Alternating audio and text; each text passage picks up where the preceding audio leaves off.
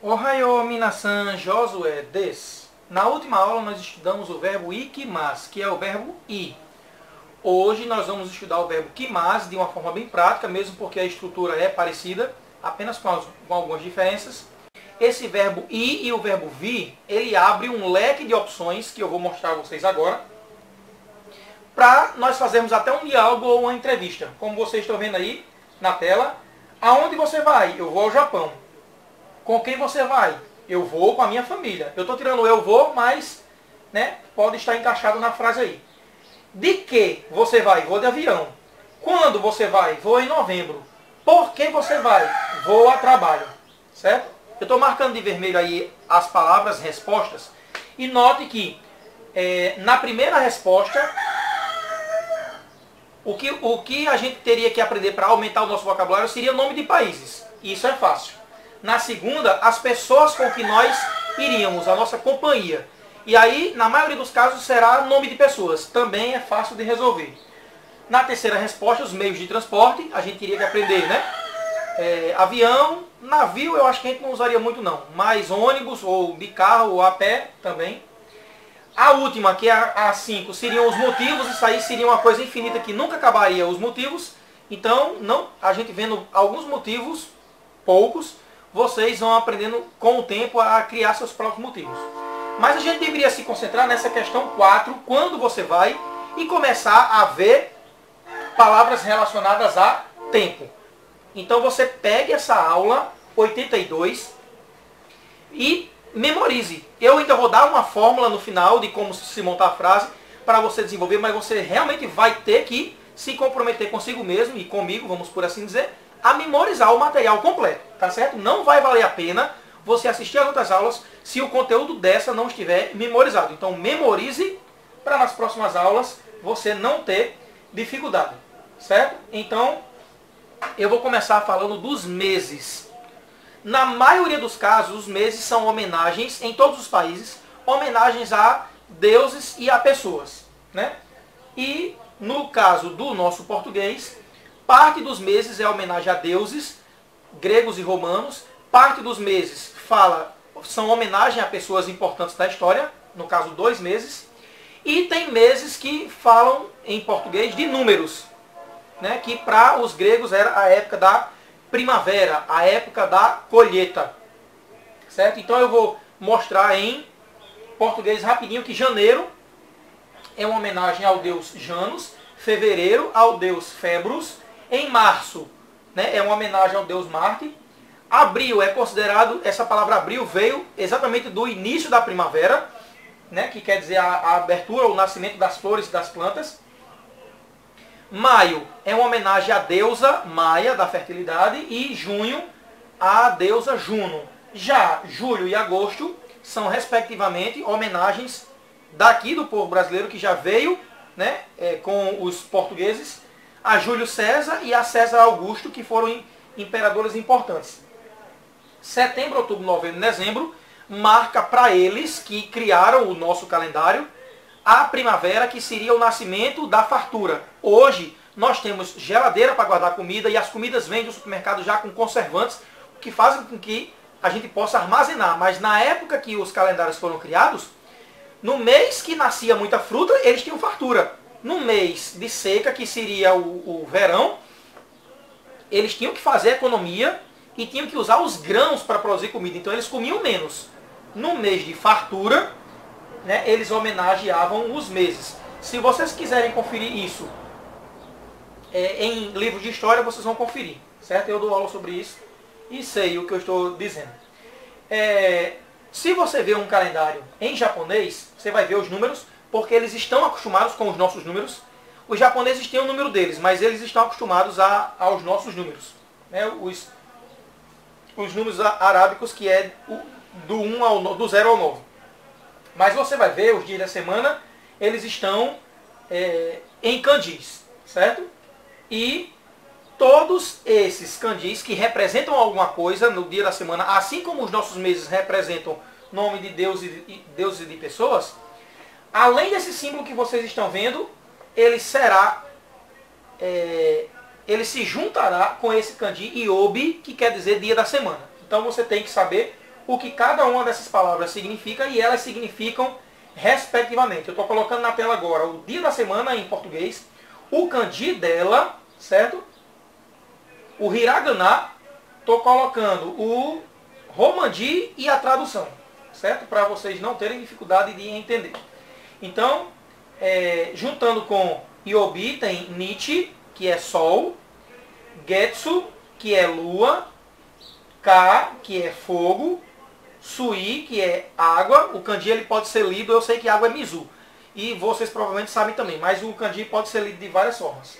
Então, moku é árvore, kin, ouro e do, terra. Então, juntando com yobi, que significa dia da semana, fica nichi yobi, getsu yobi, ka yobi, sui yobi, moku yobi, kin yobi, do yobi.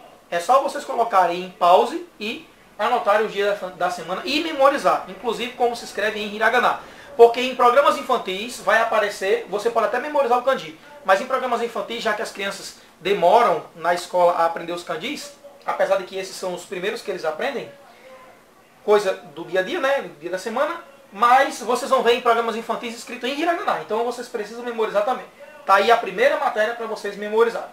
Eu vou apagar os dias da semana, né, eu quero deixar só uma palavra em destaque. Então eu vou apagando e sobrou apenas esse kanji que eu vou aumentar, que se lê getsu, que significa lua. Ele também pode ser lido como gatsu e eu vou apagar essa leitura getsu e deixar apenas gatsu para mostrar como é que se faz os meses. Essa palavra gatsu, além esse kanji, além de ter a tradução lua, ele também tem a tradução de mês. Então, se você conhece os números de 1 a 12, vamos contar comigo? Ichi, ni, san, shi, go, roku, shichi, hachi, kyu, ju, juichi, juni. Né? Eu acabei de fazer a contagem de 1 a 12. Simples. Você pega os números de 1 a 12 e coloca junto com gatsu, que é esse kanji. Então fica de janeiro a dezembro. Para eles, para os japoneses, eles não fazem homenagem a Deus nenhum. Então, mês 1, mês 2, mês 3 até mês 12. Certo? Eu estou mostrando aí o kanji, o hiragana e a tradução. Então fica janeiro, ichigatsu, nigatsu, sangatsu, shigatsu, gogatsu, rokugatsu. Espera aí que o trem está me atrapalhando. Shichigatsu, hachigatsu, kyugatsu, jugatsu, juichigatsu e junigatsu. Vocês estão ouvindo, né? O trem passando aí? Eu vou apagar agora o nome janeiro e escrever em hiragana. Se alguém quiser também, além do kanji, saber como se escreve em hiragana, tá aí como se escreve todos. Né? Eu vou, assim que terminar esse comentário, rápido, eu vou apagar e vocês voltem e copiem, coloquem o vídeo em pausa e copiem também. Agora eu gostaria de falar sobre essa imagem que está aparecendo na tela, lua e sol. Como vocês viram, eu dei uma olhadinha no lado da lua, o dia da semana, que no caso, segunda-feira se escreve com lua, Getsuyobi, segunda-feira. E que no mês, né, para formar o mês, você vai ler não Getsu, mas Gatsu. É só colocar o número de 1 a 12 mais Gatsu. Você forma os meses. Agora dê uma olhadinha em Sol, que forma domingo, Nichi e Obi. Certo? Esse kanji de Nichi, ele vai ser o responsável por formar os dias do mês. Dia 1º, dia 2º, ou dia 1, dia 2, dia 3, até o dia 31. Você vai pegar o número, acrescentar Nichi, que é Sol, e aí você vai ter o número do mês. Também é fácil de entender. Com algumas exceções, mas vai dar para entender. Eu vou explicar primeiro do dia 11 ao dia 31, que são os números, certo? 11, Juichi, 12, Juni, 13, Jusan. É só acrescentar Nichi. Então você pode pegar um caderno e anotar do dia 1º ao dia 31, certo? E saber que vai acrescentar Nichi. O dia 31 está bem arrochado ali. San, Juichi, Nichi. Mas é só fazer isso com exceção do 14, do 20 e do 24, que são irregulares. Eu vou explicar isso com os números 1 a 10, que também são irregulares. Então, 14, 20 e 24 não se escreve assim. Deveria ser Juyonit, Nijunit e Nijuyonit, mas não é assim, eles são irregulares. Certo? Então, como eu acabei de dizer, do 11 ao 31 são formas regulares, com exceção do 14, 20 e 24. E do 1 ao 10 são formas irregulares que eu vou mostrar agora. Você coloca o kanji de 1 a 10 e coloca o kanji de Nit, que significa sol.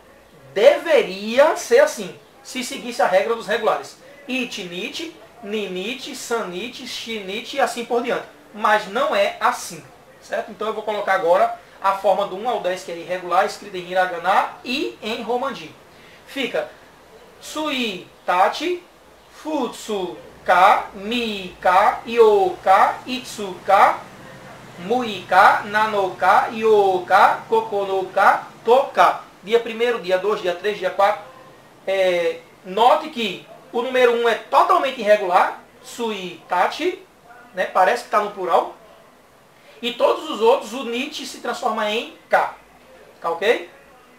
Agora, eu vou deixar separado esse Mika, Ioka e Toka. Né? Eu vou separar eles, deixar eles separadinhos, porque eu vou explicar algo sobre eles. E eu vou mostrar como se escreve também em hiragana do 11 ao 31, que eu não mostrei. Eu vou mostrar agora a fórmula do 14, que é Juyoka, ele é irregular. 20, Hatsuka.